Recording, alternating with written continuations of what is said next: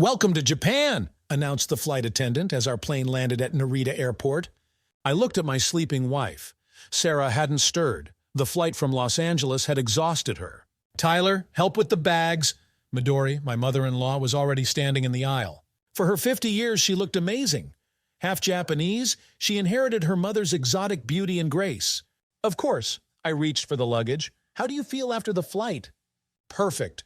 I grew up with these flights, from my father in America to my mother in Japan." Her smile always affected me strangely, as if she knew something others didn't. "Mom, I'm hungry." Sarah finally woke up. "Where can we eat?" "First, let's check into the hotel. I booked us rooms in Shinjuku."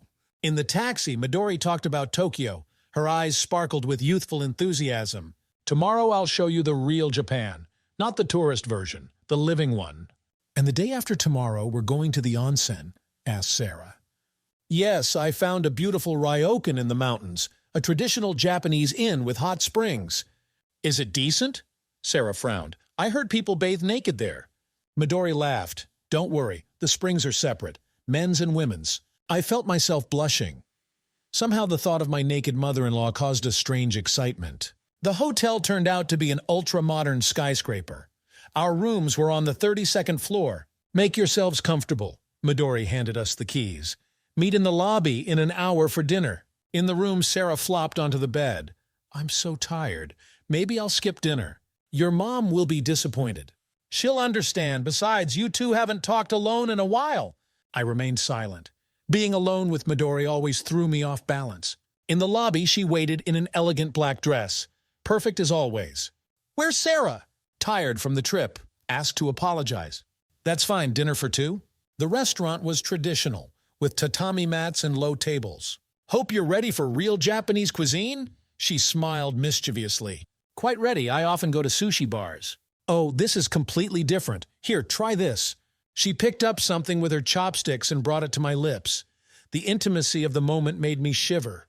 "Delicious?" "Unusual." Over sake, she told stories about her childhood in Japan, about traditions she absorbed with her mother's milk. "You know, I've wanted to show you this country for a long time, especially the onsen. You feel reborn there." "Really?" "You'll see for yourself. Hot springs work miracles." Her eyes sparkled in the restaurant's dim light, or was it the sake hitting my head? "Tyler," she suddenly became serious. "I'm glad you married Sarah. You're a good man." "Thank you, Midori." "Call me just Mid, like in the old days." I returned to the room slightly drunk. Sarah was asleep. And I lay awake for a long time, thinking about my mother-in-law's mysterious smile. The mountain drive took 3 hours. Sarah slept on my shoulder while Midori quietly talked about local customs. "The ryokan has strict rules," she said. "For example, no shoes on tatami mats." "And what about bathing?" I tried to keep my voice casual. "It's simple. First you wash, then enter the spring." The ryokan turned out to be an old wooden building surrounded by greenery. "Sugoi!" exhaled the awakened Sarah, like in a samurai movie. An elderly Japanese woman in a kimono greeted us with a bow. Midori said something to her in Japanese. "Obana-san will show you to your rooms," she explained to us, "and bring yukatas." "What's a yukata?" I asked. "A cotton kimono. Everyone wears them here." The room was traditional. Tatami mats on the floor, fusuma instead of doors, a low table. "Where's the bed?" Sarah wondered. "They'll bring futons in the evening." Midori smiled. "Meet in the common room in an hour." Changing into a yukata proved to be quite a challenge. "Tyler, help me tie the belt." Sarah twirled in front of the mirror. "No idea how. Call your mom."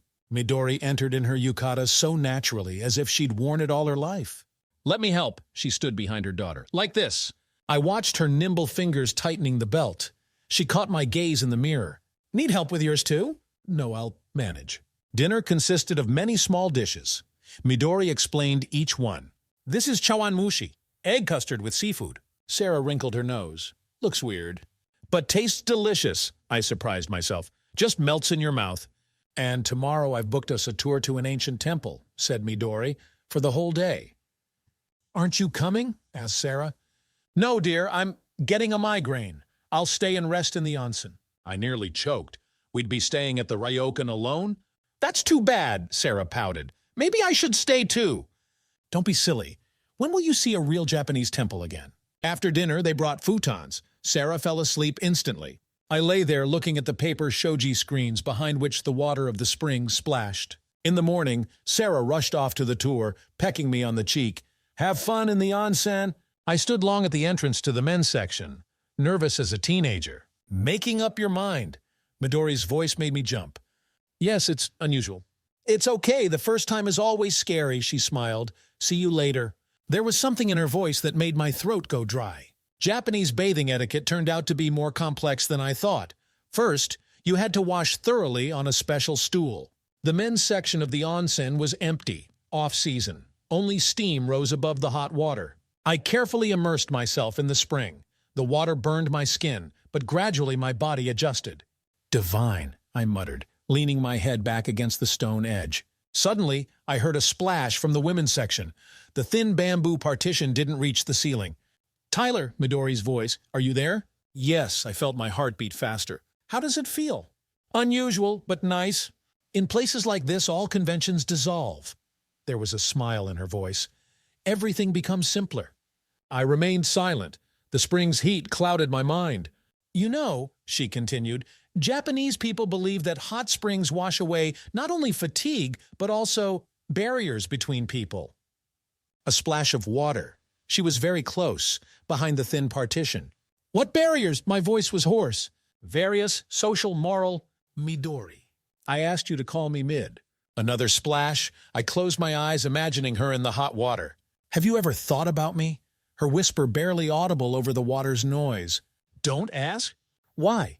"You know why." A soft laugh. "I know, I've thought about you too." The spring's heat could no longer compare to the heat inside me. "There's a secret part of the garden," she whispered, "behind the men's onsen. In 5 minutes." I heard her leaving the water. Quiet steps on stones. My heart was beating wildly. I counted to 300. The garden greeted me with coolness and the scent of blooming sakura. Midori waited in the shade of trees. The yukata made her look like a geisha from old prints. Wet hair scattered across her shoulders. "We shouldn't," I whispered. "I know." Her lips tasted of green tea. Or was it the spring scent? The silk of her yukata under my fingers, her hands on my neck. Everything merged into a whirlpool of sensations. We dissolved into each other like salt in hot water, without words, without doubts. Only the rustle of sakura leaves and our ragged breathing broke the garden's silence. Time stopped. There was only her skin, smelling of sulfur and jasmine, her gentle whispers. Afterward, we lay on warm stones covered by her yukata. "What are you thinking about?" she asked. "That I've never felt anything like this." "It's the onsen. Everything's different here." "Only here?" She didn't answer, just pressed closer to me. Somewhere in the distance, a bell rang, the signal for lunch. "We should go." She stood up, adjusting her yukata. "The tour will return soon." "Shh, let's leave this here, in the hot springs." Sarah returned from the tour excited and happy. "It was amazing. Too bad you couldn't come." We sat in the common room. I pretending to read a guidebook, Midori pouring tea. "My migraine's gone." Her voice was calm. Hot springs work miracles. I choked on my tea. She didn't even glance my way. "What did you do?" Sarah asked, settling next to me. "Also went to the onsen. Relaxed." "How was it?" "Unforgettable." I noticed Midori freeze for a moment. During dinner, Sarah chirped about the temple, Buddha statues, ancient rituals. "Can you believe monks still live there like they did 300 years ago?" "Amazing." I nodded, but my thoughts were elsewhere. In the evening, they brought futons. Sarah fell asleep instantly. The day had been tiring. I lay awake listening to rustles behind the paper partition. Something fell in the next room, quiet footsteps, a door creaking. "Can't sleep?" Midori's whisper in the garden. I went out, trying not to wake Sarah. "We shouldn't meet here." "I know, just wanted to smoke." Moonlight silvered her hair. In the thin yukata, she seemed unreal. "What are you thinking about?" she asked, exhaling smoke. "About what we've done." "Do you regret it?" I was silent for a long time. "No, and that's what scares me most." She nodded. "I understand." "What happens now?" "Nothing. We'll go home. Live as we lived." "Can we?" "We'll have to." A cicada sang in the dark garden. Somewhere far away, a night bird hooted. "You know," she said, extinguishing her cigarette, "in Japan there's a concept called mono no aware." "What does it mean?" "The sad beauty of things. The beauty of a moment that will never repeat." I wanted to say something, but she pressed a finger to my lips. "No words. Let it stay as it is." Morning came with packing. Ahead lay Kyoto, then Osaka. Hate to leave, sighed Sarah. It's so peaceful here. Midori smiled. In Japan, they say, better to leave when you want to stay. I caught her gaze. For a moment, something flickered in it. Longing, regret, but she had already turned away, helping her daughter fold the yukata. In the car, Sarah fell asleep again. Midori looked out the window. Beautiful mountains, I said, breaking the silence. Yes, they hold many secrets. And we'll keep one more? Always. The remaining days in Japan passed like in a fog. Kyoto, Osaka, ancient temples, modern skyscrapers. Sarah photographed everything in sight. Midori was the perfect guide. And I tried not to think about hot springs and gardens with blooming sakura. Tyler, look! Sarah pulled me toward another souvenir shop. Buy something for Mom, she smiled, to thank her for such a wonderful trip. If only she knew. In the shop, Midori helped choose gifts for relatives. This is for you. I handed her a small box.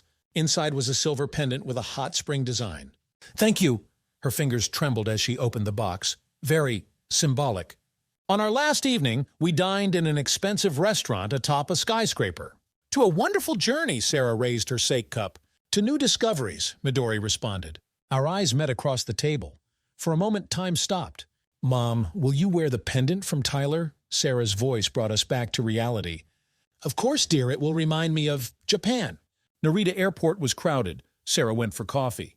You know, Midori said quietly, there's a Japanese belief. What is it?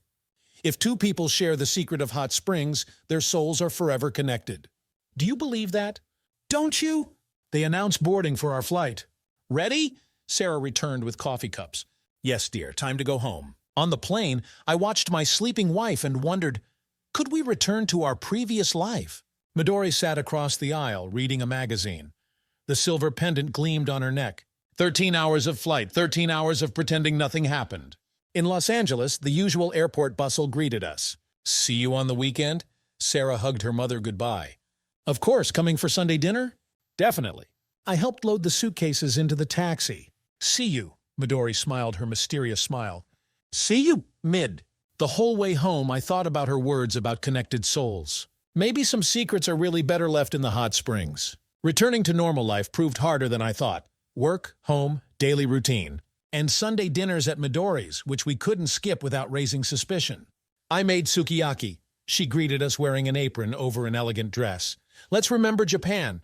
The familiar pendant glinted on her neck. Mom's been cooking more Japanese food, Sarah noticed. Did the trip influence you? Just remembering my roots. Midori poured sake into small cups. Our fingers accidentally touched. An electric current ran through my body. Tyler, you seem tense. Sarah put her hand on my shoulder. Tired? A bit. Tough project at work. After dinner, the women went to the kitchen. I stayed in the living room looking at new photos from Japan. Beautiful pictures, Midori appeared silently, especially the mountain ryokan. Yes, it was special there. Tyler, her voice trembled. I can't stop thinking. Don't, I cut her off. We agreed. I know, but sometimes when I take a hot bath... Mom, where are your large plates? Sarah's voice from the kitchen. Coming, dear! That evening, getting ready for bed, Sarah said, let's go to Japan again next year. Everything inside me froze. Why? It was so nice there, especially in that ryokan with the hot springs. Maybe Europe instead. At night, I dreamed of a garden with blooming sakura and the scent of sulfur and jasmine. I woke up sweating while my wife slept peacefully beside me. At work, I caught myself Googling onsens in California. My phone chimed with a message from Midori. Found one near the city. They say it's almost like Japan. I stared at the screen for a long time before deleting the message. In the evening, Sarah showed trip photos to her friends. Here's Mom with Tyler at the ryokan. Don't they look like real Japanese in these yukatas? In the photo, Midori smiled her mysterious smile. You know, said one of the friends, they say hot springs bring people closer. I nearly dropped my glass. Really? Sarah was interested. In what way? All barriers disappear there. People become closer. What nonsense, I stood up. I'm going out for a smoke. The backyard was dark and quiet. Crickets chirped somewhere. My phone chimed again. Can I sometimes imagine that garden too? I didn't reply, but I didn't delete the message either. Maybe some secrets you just need to learn to carry within. Like a silver pendant with a hot spring. Like the memory of blooming sakura and touches that shouldn't have been. Like the connection of souls that no one will ever know about. Did you like this story? Let us know in the comments what you liked. Subscribe to our storytelling podcast. Also, don't forget to like and ring the bell so you don't miss more interesting stories. See you soon.